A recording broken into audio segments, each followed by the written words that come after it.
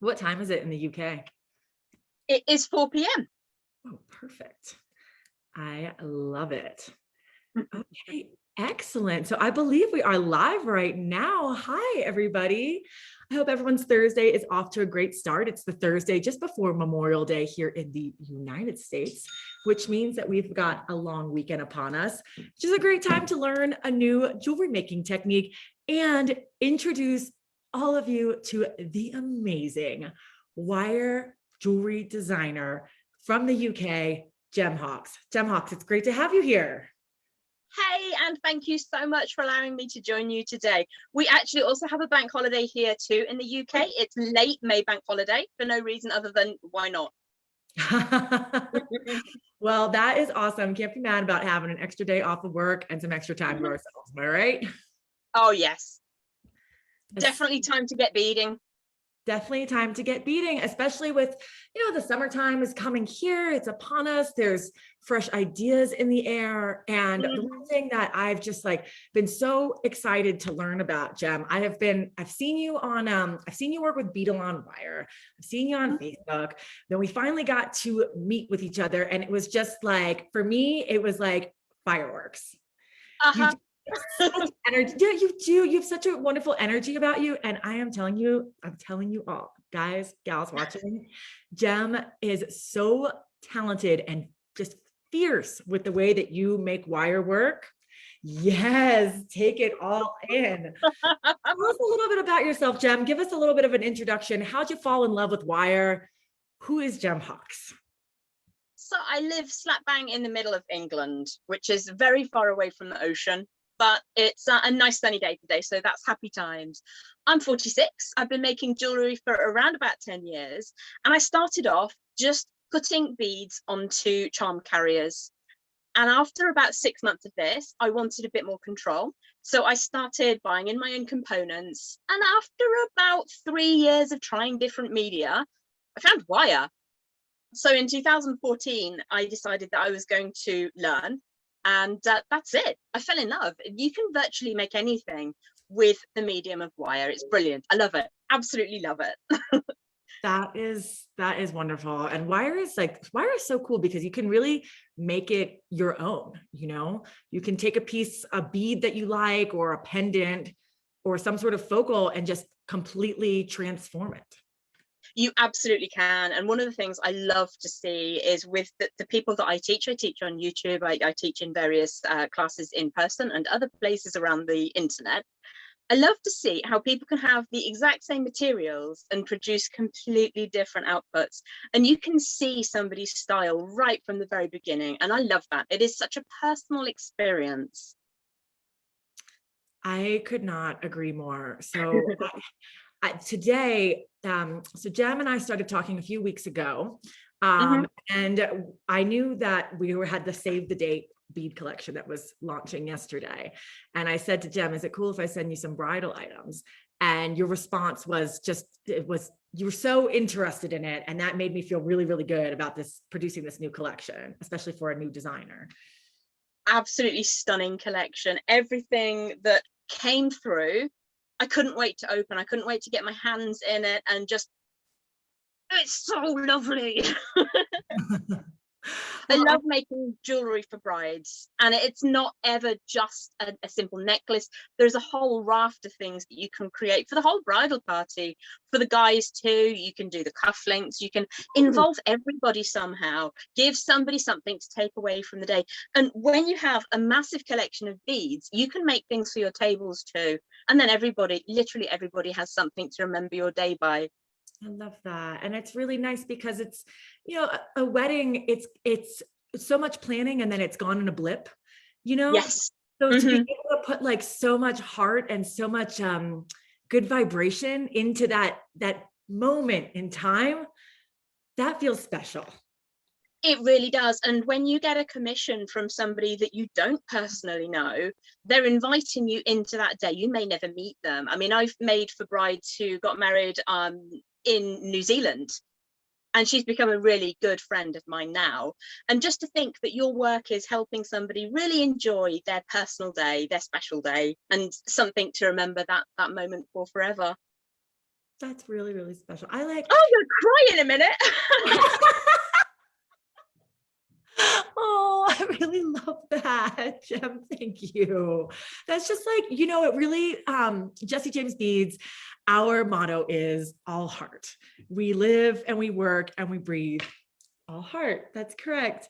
So to have you give this take on this opinion and feeling about making bridal jewelry that truly is an all heart perspective, it just makes what we are doing come full circle. And I'm so, so delighted to have you here, Jem. Thank you. Thank you for having me. Thank you for adopting me into your family across the ocean. Yes, I love it. I love it so, so much. So, okay, so let's get to it, Jem. We were just talking about the bridal collection. I sent Jem, I think 3 units of everything that's in the collection, all the beady stuff that's in the collection. And Jem just whipped this up into a whole beautiful collection of her own. So if you wouldn't mind, Jem, could you share with us what you've made and then let us know what we're going to be learning today? Absolutely. So when you have so very much to work with, I'm going to hop on down here and show you some of the pieces that I was able to make. And here's just a sneaky peek at some of the things we're going to work. They're so sparkly and beautiful, classically elegant. Love these. So something that you will all be familiar with, beautiful drop earrings, but so easy to work with pieces like this. Something a bit more wiry that maybe you might want to make in the future. They're almost like a poinsettia design. If you were married at Christmas, maybe that would be something you'd like. We've also got, and this is based on my own all heart pendant. It's the same kind of design process using one of the most amazing cubics. It's absolutely stunning. So there's another piece that was made with what came through. Let me pop that out of the way without knocking things over. This is actually such a simple make, but one of my favorites from the collection. I absolutely adore all of these beads and the charms are stunning. So I'm going to pop that one out of the way. I'm going to show you one piece that we're going to make today. Now, I know you guys can do all of your beading. These are just a collection of beads that swell in size and then back down again with a couple of crimps and crimp covers on either end. So we're not going to cover that today. What I want to show you is the floating faux bezel design. Make you look like a wirework master with next to no effort on your behalf. There's also the piece that I'm making, that I'm wearing rather, which is a variation on the design. So I'd like to show you that up here if I may, because I've literally tied it onto my face now. I've tied it onto my neck. So this is the same basic technique. It's the ribbon wasn't quite long enough for me to do anything useful with, so I tied it on. It's there forever now. But this is basically the same technique that we're going to use for the tutorial today. So if you like this one more than the other one, you'll still be able to make it anyway. Hope that all makes sense. Sure does. I am so excited. This wire work is beautiful. And these pendants are stunning for a bride or just someone that is putting on the Ritz. Let's be extra. Pendants are that. The sparkle is astounding. I adore rhinestones. I adore these. They're really, really beautiful. Catches the light wherever you go. You're sure to catch people's eye if that's what you're looking to do. Absolutely. So shall I take you through some of the bits and pieces that were in the kits that I received, or shall we get cracking with the materials list? You know what? I think we should get cracking with the project. I'm going to post a link, everybody, so you can see the materials that Jem is using on the Jesse James site. But let's just get to it with this technique. It is awesome. Okay. So I'm just going to pop this up in the corner so that hopefully you can just see that in reference. So we've got the central massive rhinestone teardrop, and what we're going to do is use a number of gauges of wire to create what I call a faux floating bezel. Now what that means is you haven't actually bezel set the stone. You haven't had to learn prong setting or any fancy wire work. It's just hanging there. And in this example, I've actually just used a piece of beading thread and a crimp with a crimp cover at the back. So I've got a couple of different gauges of wire and I'm using different coloured on the video tutorial today, simply because you'll be able to see slightly better when I do things. Now, the first thing that we're going to do is look at the size and dimension of our focal bead. Absolutely beautiful. It's probably got my fingerprints on it because my hands aren't in very good condition, so I've had to put some hand cream on. And that means that there's extra fingerprints, so sorry about that. Now, I'm going to be using a wooden ring mandrel to help me make shapes in the wire. You don't have to have a professional mandrel. You can use a round shape like a nail varnish or the lid on a hand cream, for instance. Now, I'll tell you a little bit about the materials that we've got. I'm using four different gauges of wire. Now, my main wire is 16 gauge, 1.25 millimeter, and I've got around about 10 inches or so here. The reason I'm going for a nice strong wire is because it will give longevity to your piece of jewellery. So I'm just going to put some warmth through that and then just pop it down for a second. I'm also going to be using a similar length of the 18 gauge, which is equivalent to 1 millimeter wire. I'm just using two different gauges to help create that bezel, purely because I like how it looks. You don't have to use two different gauges. You could use 2 lots of the 16 or 2 lots of the 18. Again, they only need to be about 10 inches, 25 centimeters in length. To create this frilled edge around the outside, you can use the beaded on wire crinkler, or you can create this effect utilizing a pair of pliers. Now, I'm just going to grab my trusty faithful bent chain nose pliers. And I'm going to show you very quickly how you can create something that looks a little bit like this. So I'm going to start away from the end and just do a series of right angle bends. Now, to keep that even, it's advisable to put a small permanent marker mark on your pliers so you can see at which level you're creating, because these taper in size. And I'll just show you very, very quickly what can happen if you don't put that mark on. I'll do the completely ludicrous example of building uneven mountains. We don't want uneven mountains. We want them to be all very, very similar. So if you take your pliers, just put a tiny little mark on them, you can create a series of bends, and it's just a series of right angles. So you can press, move the pliers, press in the opposite direction, and so on and so forth. Now, the piece that I'm wearing on my neck, which if you want to come back to for a moment, we can, is a slightly alternative design. And instead of using a series of zigzags, it uses some loops. So if you want to give me your guidance about when you'd like to see how to make the loops, I can do that whenever you fancy. So Sure. what I've done really, sorry, Han. I was going to say, sure. Show us your neck piece really quick right now. Yeah. Let's just take a quick look here. So Okay. instead of having the zigzags, it's got loops. I've only hung beads from 3 of them, but there are 7 in total. So I'll show you how to make a section of wire with equally distant loops on as well. And then you can pick whichever one you want. You can hang beads from either. Okay, and then you choose if you want the wavy zigzag as your frill of the outside of the bezel, quote unquote, setting, or if you prefer loops. Absolutely. So I'm just going to cut the tail of the wire away here and show you very quickly how you can make a series of loops. Now you can use stepped bell making pliers and just use the tiniest hole, or you can very simply use your round nose pliers. So I'm just going to wrap around one of the sides of the pliers to create a loop. And if you see, you've got a straight line going either side of that loop.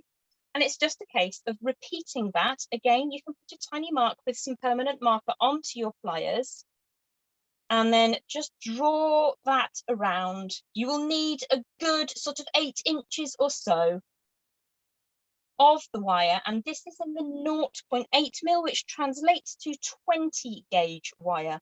You can just give that a bit of a squeeze so that you get a lovely long length with those loops on instead of the zigzags. I'm going to work with zigzags because it's what I think is really pretty. This is just an alternative for you. So I'm just going to pop this one out of the way.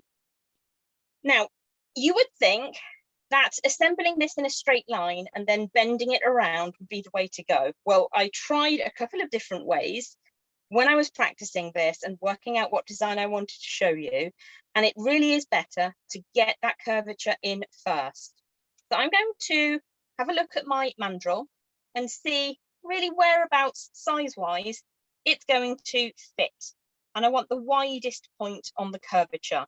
You will be looking to maneuver things around with your pliers anyway, but this is what we're going to look at. So if I pop him down for a second, you can still see that. I've got both of my sections of wire. Now this is the 16 and the 18 gauge. And to begin with, I'm just going to give them a bit of shaping. I'm trying to do this relatively low down so my camera doesn't keep going in and out of focus. It's quite an old camera. So we're starting with the basic shape, and we will want one of these to sit inside the other. If they're both the same gauge, it doesn't matter. If they're a different gauge, I'm going to put the finer one, which is the 1mm or 18 gauge, inside. So this, once you've got that basic shape made by your mandrel, this is what we're looking to achieve. And I've got the right-hand wires over the top at the moment, so I'm just going to curl those ever so slightly upwards. And the left-hand wires, I'm going to draw those down underneath. And this just means when I'm creating my floating faux bezel, I've got a better access to bring in the finer gauge wire. So what I need to do is take my beautiful large focal bead and start to make a frame that sits around this. Now, if I bring in a piece that I prepared earlier, this is what we're looking to create. So it's a floating bezel with some tentacle-looking bits coming off the top. So that's what we're aiming for. I'm just going to pop that back out of the way. And it just takes a little bit of time. Put some heat into the wire. It will respond better to you if it's warm. And it doesn't take much. You don't have to play a flame over it or anything. Just allow your fingers to run over it. So I'm just taking my time here to make sure that the bezel fits snugly around the stone that we're choosing to work with. So you can turn it however it's better for you, however you're more comfortable, whichever dominant hand you work with primarily. Now you can make it much larger than the stone and the stone can hang inside, but I want it to look like you are wirework masters. So we're going to warm this side a little bit more and then draw that back over.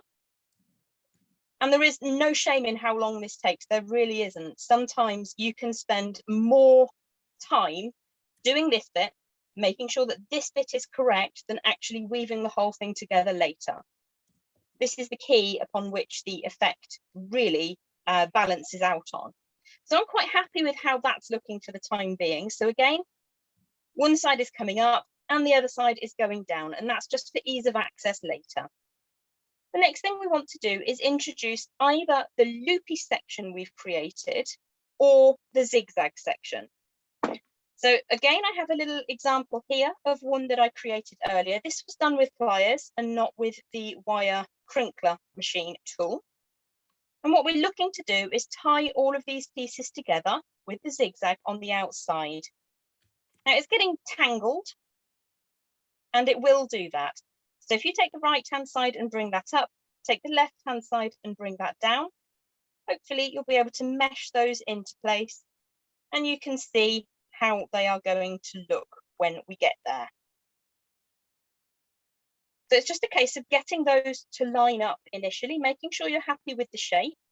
If I take this one back out, I can show you how you get to that framework. So I'm going to take one of these out of the way for now and just work with the outer one and start laying that zigzag around the outside. Now, if I pinch this really firmly between thumb and forefinger and start curving it around, what should happen is that we start to get the basic shape.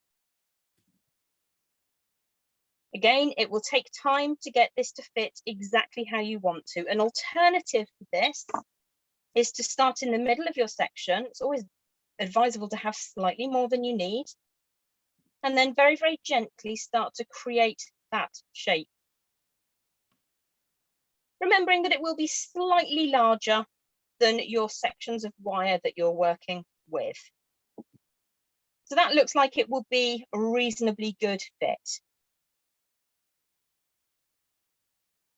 The next section is going to come in a couple of different layers. So I've decided that I'm going to work with 26 gauge, 0.4mm wire in a different colorway. Not because I think it will look fancy, but because it will be much easier for you to see what is happening on screen. I'm going to work from the spool because in that way I will waste much less. So if I pop the bead out of the way for a second, you just pop up there, my little friend. You decide which of your wires goes on the inside. So the innermost wire that's going to sit against your bead. What I'm going to do is take a good foot, a good 12 inches, 30 centimeters of wire, and I'm just going to hold that over to the right-hand side. If you're left dominant, then you will need to invert what you are doing.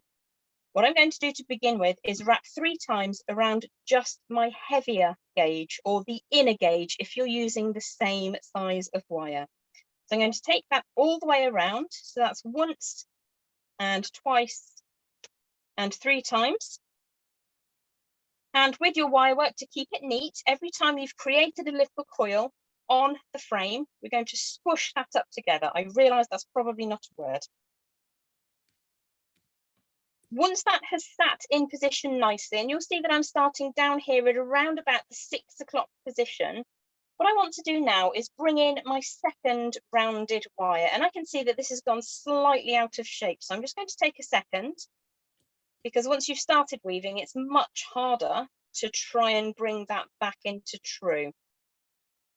So what I'm going to do, I've got a fine wire coming away to the right that goes underneath my frame, and to the left that goes over the top of the frame.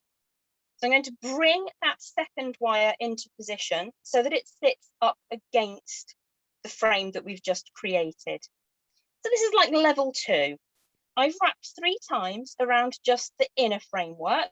I'm just going to make sure that those 2 are side by side. So what I want to do, make sure the upper ones are up and the lower ones are away. Bring those 2 side by side, firmly press them together, and now I'm going to wrap 3 times around both the inner and the outer. Now, if your life is made easier by drawing that little tip of the wire away, then please do. As long as you've warmed it first, there's no reason that it shouldn't get all back into shape later on for you. When I wrap 3 times around both of these, I don't want to push them hard up together. I want there to be a relaxedness to that wire. I don't think that's even a word either. So I'm going to take the tail of the wire on my right-hand side. I'm just going to pinch on the left, and I'm going to come once, twice, and 3 times all the way around both of those. Now you'll see that there's a little bit of play in there. I haven't crushed them up together. Making sure that my wire that's coming away underneath is flush and flat in this orientation, I'm going to give the whole thing a gentle squeeze. This is very, very soft, and that just locks into position those bars that you can see. What we're going to do now is bring in either the loops or the zigzag section. So again, because the wire on the left is coming over the top and the wire on the right is coming underneath, I'm going to almost insert it like so and bring it up thusly. So you can open that out slightly if you need to. We've got the basic shape, and as we start weaving through, we're going to be able to move things around ever so slightly. So you can see so far we've got 3 wraps around the inner, 3 wraps around both the inner and the second wire. Fine wire has come away underneath, and what I'm going to do is use this valley of our section here. So we've got valleys and mountaintops, valleys and mountaintops. Currently it's upside down, but you get the picture. What I'm going to do is take that tail of wire all the way over the top, in through the center of the design, to wrap all 3 sections together. And again, I don't want this to be so tight that it's crushing those 2 first wires together. Now, the next thing that we're going to do, I just open these ends out. very, very gently with wire. It is hugely forgiving if you're respectful of it. So I'm going to now bring the tail of the wire inside that zigzag section and draw it hard up against that wrap we just made. Again, squishing that together, making sure that I'm not crushing these two wires too hard. I'm going to wrap 3 times around the 2 frames. So there's wrap number 1, push it into position. Wrap number 2, and this is around the inner frame and the middle frame. Pull that down into position, over the top and underneath. And that brings us to 3 wraps. And you can see we're starting to build almost like a sunburst weave here. With my wire still flat, I'm very, very gently just going to squish this together. Now for this design to work, all 3 levels of wire have to be as if they're squashed between 2 panes of glass. So we're always working with them side by side, not ever on top of one another. So I've got my 3 wraps around both of these 2 frames. And what I want to do now is come up from underneath in between the inner wire and the next one. Pull that hard against the wraps you've just made. And that is why we don't want to bring these too tight. We're going to go 3 times around the inner frame, 1 at a time, pushing them firmly against the wrap we have already created. So let me just take that down to the bottom. There's our 3 wraps so far. I'm going to draw the finer gauge wire underneath in a straight line. I'm going to put my pliers either side of all 3 and just push that very gently against the weave. Give it a very gentle squeeze with the pliers and you can see that we're starting to build up that lovely sunburst weave.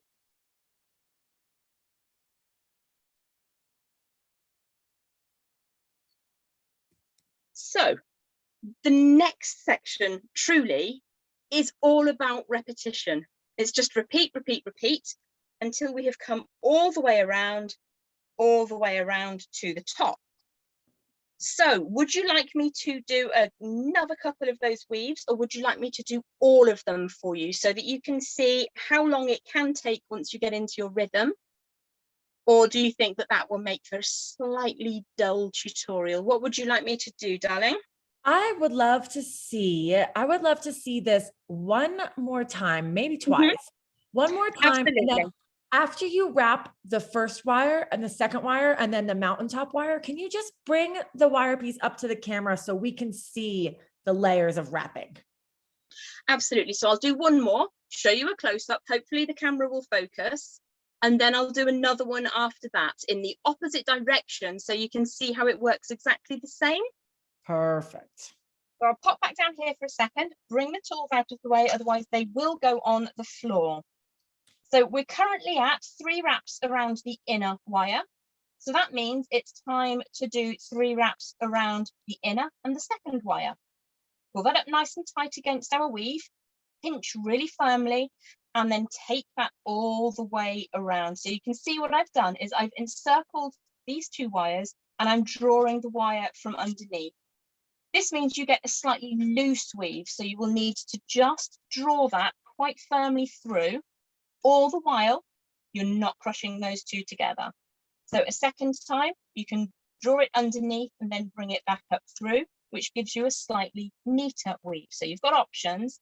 Some of us struggle with mobility, so it's slightly easier just to loop and to draw that around. So you can loop it and then draw it up. You have to do what is right for your body and how you work. So I've got 3 around the inner, 3 around the inner and the next level. I'm going to give that a gentle squeeze before I start by wrapping in the peak. It's a peak here, but it's really a valley, I promise, because it's against the design.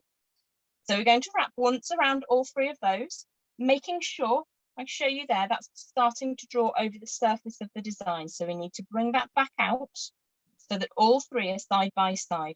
Push that down into position and then wrap 3 times around both the inner and the next. So that's 1 and 2 and 3. Push the wires together, flat pliers, Very gentle squeeze. We're not crushing, we're gently suggesting the wires might like to lay down flat. We're now going to bring the wire up between the frame and the second wire, and just going to go 1 and 2 and 3 around that inner frame wire. So again, push those into position and give them a bit of a squeeze. So let's see if we can get some focus going. Hopefully, we have focus. Does that work for you? Yes. Fantastic. So you can see it is just a repeating pattern.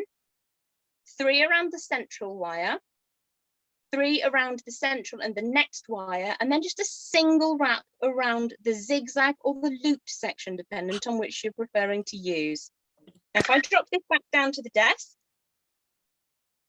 what I'm going to do is just trim this wire away, because I can estimate using about another foot or so, another 12 inches or so on this side. I'm going to move the spool of wire out of the way so I don't dump it on the floor. Now, what I'm going to do is flip the whole design over, and you'll see that what we're now going to do is exactly the same thing. On the right-hand side, your up wires are still up.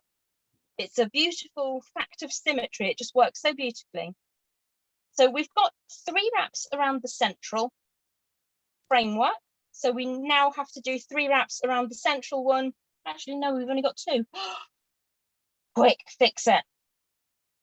We've got 3 around there now. Almost made an on-purpose mistake to see if anybody was awake. We have those 3 wraps around the central wire. So I'm just going to very gently squish that. So now we have to do 3 around both the inner and the second wires that create that faux floating bezel. So all the way around once, all the way around a second time, all the way around a third time. Bring that tail underneath and bring it flat towards you. Give that a gentle squish up together. Give it a squeeze. And then it's time to tie the valley to the frame. So all the way around just once. Estimating that you've got a bit of a gap here because you'll want to get your wires back between in a moment. So you can just very gently open these out as you go. Drawing the wire tail up now between the second wire and the zigzag section. Push that into position, give it a squish, and then we're going to go once and twice and a third time. Give that one a squeeze. Obviously, what you can do when you are doing this at home without a camera on you, you can take a little bit more time and get that really super neat. I don't want you to be bored today. So the next section is coming up in between the frame and the second wire. Pull that nice and tight. And then we're going to wrap 3 times around that inner wire. 1 and 2 and 3. So if I just push all those together neatly, if you find that some of your wires are coming away, you can very, very gently just coerce those together by using the very tips of your pliers like so. Give it a squeeze, give it a squeeze, give it a squeeze. I'm going to drop that back up to slightly closer. Again, apologies for my hands. It's been very wet and miserable weather here. But you can see how you're getting that radiating weave on that faux bezel. So I have one that I've created mostly. I just pop that in for now. Excellent. You'll be able to see that the bead will fit inside there. And I'm just going to straighten these up for a second so you can get back to where we were. They've been slightly mangled, a step ahead of design. So just opening those out slightly. This is where you will get to. Now you'll notice that on the ends of the crinkled section of wire, there's a loop. I'm going to show you how to create that loop now, if I may, before we have a quick chat with Sarah. So you can see that my crinkled section is cut on an angle. So this is the valley that goes against. You'll take your round nose pliers. We're going to do a twisting motion, and we're only really going to be forming this very last half peak. So the round nose pliers go in, and all I'm going to do is little by little turn that into a circle on the end. You can very gently give that a tiny squeeze and then squish that with the pliers, and that will sit neatly against the frame, and there's nothing to catch on your clothes or hair or anything like that. Oops. So how are we doing so far? I think we're doing great, Jem. You are really explaining so well how to attach the frilly wire piece to the base wires. Mhm. And then now I see we are forming the portion that is going to connect our entire piece of jewelry together, it looks like. Absolutely, yes. This is the key to either piece. So the piece that I'm wearing on my neckline, I've created as the pendant. And I do have lots of tutorials showing you how to bring these wires at the top together to create a pendant veil. So if you need any assistance with that, just hit me up on Facebook later and I'll send you to a tutorial where you can learn that. For today, I want to show you how to do these little wrapped loops that you can attach all these absolutely stunning beads to. So many of them, and the sparkle is just delightful. I love these pearls, they're gorgeous. That is music to my ears. Whenever we come to the bead mix and we put it in the hands of a designer and you just love it, it's like, our work here is done. I cannot wait. We had a quick chat before we came live today, and there's a certain piece which I'm not going to do spoilers on unless you ask me to, that I can't wait to put into a headpiece, a bridal headpiece. So I will make something up and send you images very, very soon on that. So you can see one of the ways in which I would use it. That is excellent. Yes. And you can totally do a spoiler with that one once we get towards the end of the show. That would be fantastic. Fabulous. That's fantastic. Okay, so to create these little end pieces, these are done with a single wire, and the inside wire, which is the super strong one, is what we use to tie everything together. Now, if you wanted to be really nifty, I just have to move something out of the way. I have literally just thrown that over my shoulder. Please don't judge. You can literally just hang this stunning focal using a piece of beading wire. And I'll probably put a lark's head knot on there and then hide the tiny thread inside. If you prefer, you can use wire to do that. But when something is hanging and moving, wire has a certain amount of lifespan. Also, when you're working with beautiful rhinestones, I don't really like putting a huge amount of wire through the actual drill hole because it's always a risk factor. So I will show you in a minute how to bring in some beading thread. I've always known it as tiger tail. I don't know how you would know it. So we've just sized up that we've got enough space for our lovely stone to sit in. And what we're going to do is choose one of these wires to tie the whole thing together. I'm just going to separate these out. And at this stage, it's really whichever one you think will look best. So I think the lower wire, the inside-most wire, will be the right one to use. So I'm just making sure that there's enough space for that bead to sit inside. And I'm estimating there needs to be some naked wire up at the top here. If I draw that down too tightly together, then there's not going to be enough room for the bead to sit in. So bringing this up to the top, what I'm going to do with these two lower wires is I'm going to truncate them now. And it's best to overestimate how much you need to cut away. So probably only need about 1/4 inch, but I'm going to go for 1/2 inch to start with on both sides on the lower wire. Now there's so many uses for little bits of wire like this. Please don't throw them away. Put them in your scrap pot and use them for practicing later. What I need to do is make sure that both of these tram lines side by side are coming up nice and straight. So on the right hand side, the wire has continued over the top. So I'm going to flip the design over now, like so, and making sure that I keep that distance, which we decided I need to fit the bead in. I'm going to pinch that really firmly and come in with some bent chain nose pliers and put a bend on my first wire just here. So I've taken that to 90 degrees to begin with. I'm going to take that over the top, and then I can see for sure how much I need to cut away. I'm going to trim that down really quite small for now. I'm going to grip very, very firmly and just draw that end over the top. And what I'm looking to do is tie the 2 tram lines together. There's the first one. That's knotted in really neatly. What I'm going to do is just adjust that slightly to make sure that it's straight and in line with itself, basically, before I give that a good squeeze. On the other side, I'm going to keep the wire slightly longer. Draw that up again at 90 degrees. What I need to do is bring that all the way round, which you can do by hand if you want to, or you can use your pliers just to take that over the surface. Push that down into position, give that a bit of a gentle squeeze. And what I'm going to do, I need to get this tail of wire underneath. So for me, it's easier to flip that over. I don't want to flip it around too much. Grab hold of that tail. You might be better with flat pliers rather than bent chain nose at this stage, and draw it back around. So it's tying around. You can see it's still proud at the moment. I'm going to almost close that up because there's a little bit too much still.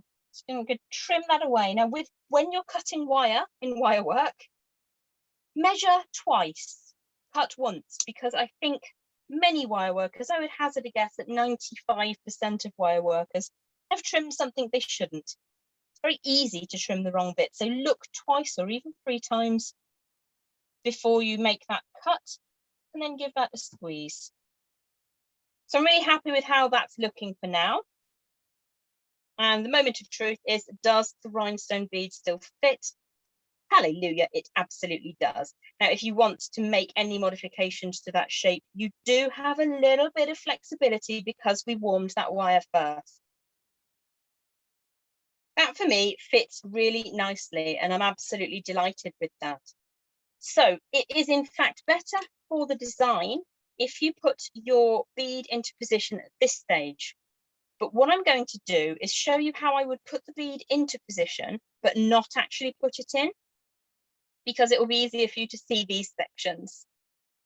So just slightly out of order. So I'm just going to do a little bit of steel coloured beading thread. This is 0.38 of a mil. I don't know what that is in inches or gauge, I'm afraid. Good, strong beading wire. So you can see I've got a loop through here. I'm sure you guys know way more about lark's head knots than I do. I'm just going to draw that down until the loop is quite small before turning it back up and over the tip of that bead, taking those 2 tails of the beading thread and drawing that up and through. You can play with that however you want it to sit. You could draw the beading thread slightly further back so that you have this kind of V-shaped effect. Whoops. And what you would then do the 0.38, oh, sorry, Jem, just to interject, the 0.38 millimeter beading wire is going to be your 19 strand beading wire. Perfect. Thank you so much. I have just about got my head round using gauges in the wire. So I have no clue with the beading thread, I'm afraid. That's all right. Yes, that's what actually the one that we have on site is 0.46 millimeter. Would that one still work? Absolutely. As long as it's flexible enough, you can use virtually anything. What we're looking to do is avoid putting wire through the drill hole. So any threading material that you can get through, which you can then securely crimp.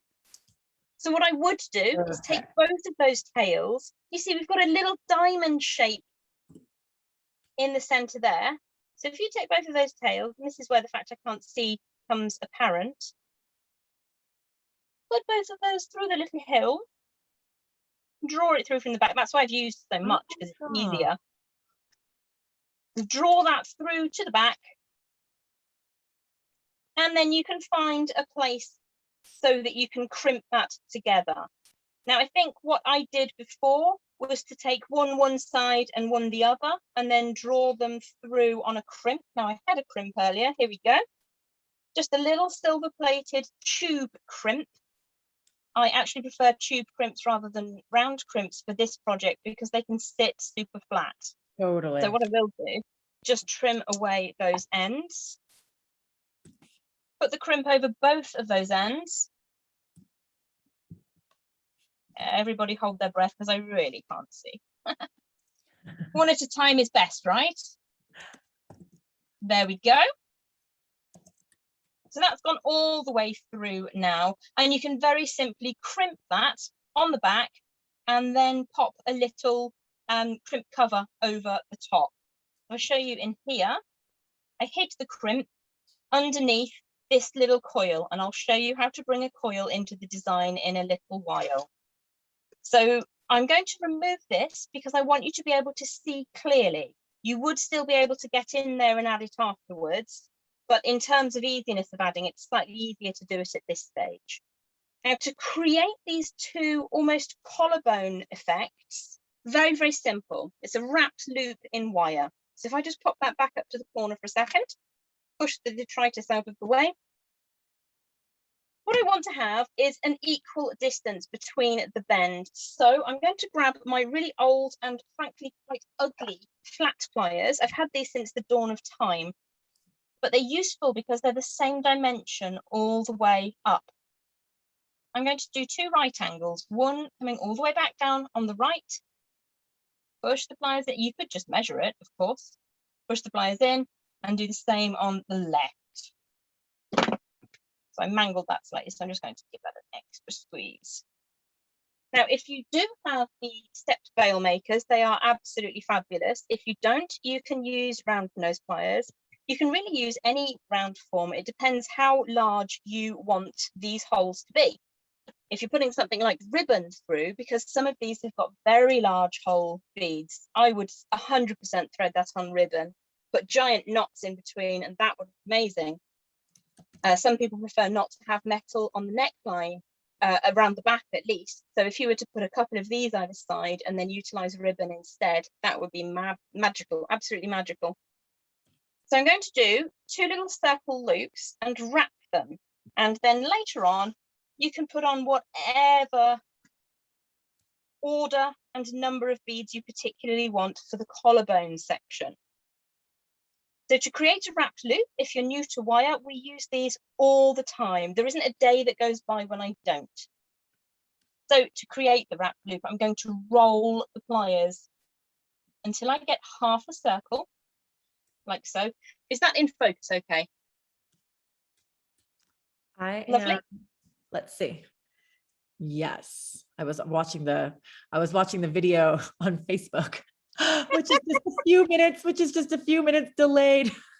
Yes, you're in focus. It's perfect. That's hilarious.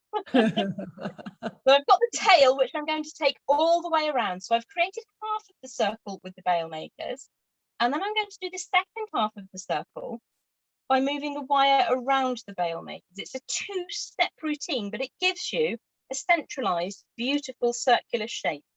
Now, if you're particularly canny, at this stage, you can bring your beading thread in, loop it around the end, and then you don't have to have any crimp covers. You may also, because it's a reasonably heavy design, prefer to work with a double strand of beading thread. It's entirely up to you. I'm going to show you how to do the wrapped loop, and you can decide at which stage you want to add that beading thread.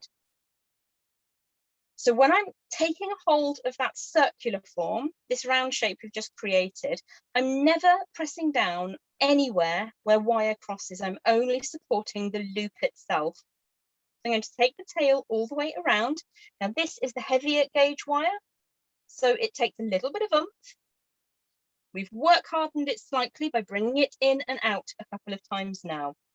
So if you are new to wire, you might like to use two strands of the 18 gauge rather than using the 16 gauge. It is entirely up to you. They both will work in the design. What I want to do is to make sure that that stays as flat as possible. So taking the tail around, putting a little bit of warmth into the wire as we go will absolutely help. Now that's come a little bit high, which is one of the things that happens. So what you can do is just put a bit of a squeeze and you can fix that really quickly. Take the tail around again. And then on the other side, you're going to repeat the exact same thing. I don't know if you want me to do the other side, do you, darling? Yes, do the other side for us one more time so we can see what you did with the bail makers just once more. That was really good. Absolutely. So when you're working with the heavier gauge wire and you're getting towards the end of your project, it's getting towards the time where it's getting bored of doing things nicely for you. It can get a little bit tense. So I've wrapped visibly 3.5 times. So what I'm going to do is cut that away at the back. Now, what you could do if you wanted to is leave that bit so you've got some extra wire to create a coil to cover your crimp. I want to get that out of the way so that I don't catch my hand on it. So to finish off, when you're making a coil of any kind, a coil around another length of wire, you always want to smooth this end down. Easiest way to do that, and I might be able to show you better with some chain nose pliers actually. We're going to cover the coil that we've made, and we're going to turn the design inside the jaws of the pliers. What will happen is you'll smooth that end down really neatly so that your design is smoother, and also you've got nothing to catch. Now, there's nothing worse than buying a piece of fashion jewellery and there being a great big sticky outy bit. Nobody wants a sticky outy bit in their jewellery. It's uncomfortable. Am I making any sense at all? Does this translate? You are making fantastic sense, Jem. You are just doing such a great job. Thank you so much. I'm giggling back here watching you work. So I actually 100% forgot which one of the bales I used. I think it was probably number 4. So we've got 1, 2, 3, 4. These are amazing. I love them. But maybe don't be such a space cadet and remember which one you use when you're doing it. So for the bale making pliers to work, in my experience, at their most effective, I'm going to bring the bale makers in a little ways down that wire, grip hold of the design and turn that so I make a half a circle. If you imagine this straight line goes through the core of the bale makers, that's what we're looking to achieve position-wise. Then you can bring that tail all the way around and create that circular frame and shape. So again, what I'm doing here, and I don't know if my other camera is picking this noise up, but there's the noise for you. I'm bringing those two sides together repeatedly to strengthen and work hard on that loop. You want that to retain its shape in the final position. So this is where wrapping gets to be tricky. And because you've got the first loop in the way. So what I would do, a little bit of warmth into the frame just by rubbing that between thumb and forefinger. Draw this side down very gently. If you ask your wire nicely first, it often does things for you. If you just wrench it without kind of giving it any warning, it's less likely to be nice to you. So now I've worked hard on that loop shape, I'm going to take the tail around. So again, it pays to warm your wire because you'll get a tighter coil around the core wire that we're working with. So over the top. And again, if that comes slightly awry, just pop in with the tops of your pliers, the tips of your pliers rather, and just make that behave how you want it to sit. One of the key things that happens when you're creating a wrapped loop is that the loops that are wrapping around the core open up, they sort of concertina open. So if that starts to happen, you can draw those together before you move on to the next section. So I'm just going to give that a very gentle coercion. Sometimes you might want to use 2 pairs of pliers. It will give you slightly extra leverage. I'm going to take the wire over the top, give that a squeeze to tighten up the coil. Push that down. I know people that wire wrap with 2 pliers in hand a lot. It's not for me all the time. I find it gets a little bit tricky for me, for my brain, which doesn't always work. Push the wire over the top. So we need another coil to make that match in a reasonable amount of symmetry. So take that around over the back, and that wire is getting really quite tense now. And then we can draw that first loop up. So we've got enough of a tail here. If I show you, I'm going to draw that away from the design. It's coming away from the design. I'm going to make that into the coil. So when you're creating a coil, we start quite close to the tip of the pliers, draw that around, Once you've got a good coil going, like so, you can switch to any flat facing pliers. And the reason I'm holding this away from the design rather than flat against the design is that I still want to be able to sit that bead into position. I'm just future proofing a place to hide that crimp. So that's what we've created so far. And that's what we're going to hang inside. Oh, I do still have the crimp bead. That's good news. I thought that had gone on the floor. So would you like me to show you now how to sit that beautiful focal bead into position? Yes, please. I think we're all on the edge of our seat waiting to see the piece come to I don't know about that. Oh, I am. So there are multiple ways that you can find to get your thread to sit neatly. You could have a piece of the beading thread coming through the drill hole, one in one direction, one in the other direction. Take the tail through and then end to end crimp them if you follow the logic. So you bring the wires, you cross the wires over the beading thread rather, and crimp in that orientation. That makes a nice smooth closed finish, but I am a sucker for a lark's head knot, and I think it really looks quite attractive. If you have to see something, it might as well be a pretty something. So I'm going to pop those two threads back through that tiny gap in the center and then pull from the far side. Make sure that we have the face, although I'm going to be honest with you, I actually really love this side of a rhinestone bead. I think it's amazing. It looks like 1950s futurism.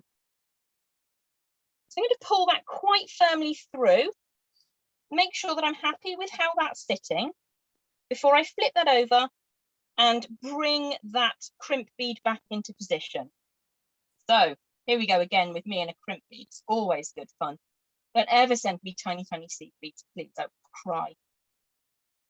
So I'm going to take that crimp really quite close to the frame here. And I'm going to get in super tight and give that a squeeze. So that is nice and secure in position. And I've really given that some welly because I don't want this stone ever to come out. Once I've got that sitting in, I'm going to come very, very close to my flush cutters to the side of the crimp. You could put a a crimp cover on if you want to before you cut those tails. Kind of impossible to get a crimp cover on afterwards, I'm not going to lie. But what I want to do now is to draw this coil down over the surface where that crimp sits and just hide it away so I don't have to think about it and it doesn't come into contact with my client's skin or her dress or his dress. So that is the essence of the design. It's ever so slightly different to the one that I created, because basically everything I make comes out completely unique. Again, if you wanted to, you could modify the size of this slightly so that the bead is always stuck behind the design. So I'm just going to squeeze that gently and see if I can show you what I mean. Get that to nestle inside the design. There we go. So it's sitting more tightly inside. Let me just put that over the back of the pliers. And you can see, hopefully, there we go. Hooray, happy days. Beautiful. So what I can do if you want is talk you very quickly through the one that's around my neck, but it has to stay on my neck because it's tied on. Sure. Jen, this is so cool. I just need to take a minute to just really look at what you have created here. It's just such a unique frame for a big chunky bead or a pendant that you enjoy. And then all the beads that go around your neck piece, obviously everyone, most everyone knows how to string and connect those. And wow, what a cool piece that you have put together. How many choices do we have here? This is one of my favorite things to do. You probably can't hear it, but it's such a joyful thing to hear. I'm giving you sneaky peeks of things now. And there's more here as well. Oh, it's like, whoa, look at all that. Look at all those. They're stunning. Can't go wrong with sparkle. Oh, gosh. Look at that sparkle, honestly. And this is in my studio, which I try my hardest with lighting, but it's not the best in the world. These are so cool. Absolutely beautiful collection. And honestly, this is one of the simplest pieces that you could hope to make. it. I adore it. I absolutely adore it. I think I might wear that maybe. I should probably send it to you, but I might wear it first. No, that is for you. You keep that. I will learn how to make it, and then I will have my own. We can be twins. I love that. I love that. So Jem, shall I just tell you very quickly about this one, or is there something else you want to move on to, darling? no, show us and show and tell about what's on your neck and how you can take the techniques that we just learned right here in this fantastic tutorial. Thank you. Thank you. And apply it to this other design. I'm going to bring this quite close for a second. Yes, come. So you can see that instead of having the zigzag section around the outside, we've got some loops, which I showed you briefly how to do earlier. And of course, when you've got big loops, you can add big dangly beads. The zigzag section will allow you to do that also. So it's the same basic technique. You're going to weave. Now, dependent on how far apart you make those loops will depend on how well your weave fits. You might find that you do 3 around the central wire, 3 around both, 1 around the loop, or maybe even 3 around the loop. You're going to have to play with it and see what the frequency of those loops tells you to do. Just repeat the same thing all the way around. When we get up to the top, I do the same first step where we tied the 2 sections together by cutting the wires really short and bringing them back around the frame. That ties everything together, makes it really solid. Yes. Let's just pop this up here. So you would do exactly the same as we did just here, to tie those 2 pieces together. And then these 2 side sections that come out to the collarbone, instead of those having a wrapped loop, they come up together and do a little bit of basket weaving. And again, I can show you that at some point if you'd like to learn it. Very, very simply, wrap with the finer gauge, the 26 gauge wire, 3 times around one of them, cross to the other side, down the center, 3 times around the other side, cross. It's like a figure of 8 from above. And then once you've got maybe an inch or so of that, use your round form. It could be a marker pen, it could be the bail makers, to put a right angle, forward bend, and then create a circular loop, and then just tie it all together. And it really is so much of wire work is just finding out where to put the ends. Make it safe, find somewhere to put the ends, and then bang a coil on it. Got a little bit of wire left over. You wonder why there are so many wires, wire work designs with coils in. It's because we had a bit of wire left over and the neck didn't look quite right, so we covered it up with a coil. Trade secret for you. It's not a secret, really. It's a very open secret. No, that's really, really awesome to hear about. It is a secret for those of us that are new with wire work. It's like, wow, these beautiful coils, where do they come from? This is so ornate, but really some of them are just hiding up the pokey bits of the jewelry. They really, really are. And seriously, just take your time, warm the wire before you do anything bendy with it, and it will always try to respect you back. If you're really heavy-handed with it, it gets a little bit tense. That is amazing. Jem, you are a star. This is absolutely incredible. Your designs are so awesome, and you're really just a beautiful human being. It's so nice to be able to have you here and for you to share your all heart, your passion and your incredible design panache with us. Thank you so much. You're so lovely. Thank you very much for having me. I really appreciate the opportunity to come and hang out with you. Yes, you betcha. Guys, if you have enjoyed this tutorial, please do pop back in on Monday, Memorial Day at 4 p.m. Eastern. Jem we'll be doing a Facebook premiere. So it won't be live, but there will be live commenting involved. And Jem is working up another wire project for us. So we shall see what tricks you have up your sleeves, Jem. I can't wait to share it with you. I hope it's a lovely, lovely Memorial weekend for you all. And again, thank you so very much for having me. I truly appreciate it. Thank you, Jem. I 1,000 words of gratitude I have for you right now. And I can't wait to see what Monday has in store and what is to come in the future. So everyone stay tuned. We've got fun announcements coming up. And then I just want to wish everyone in person right now a happy Memorial Day. And Jem, enjoy your long weekend bank holiday in the UK as well. Thank you so much. All right. Bye then. Till next time. Bye.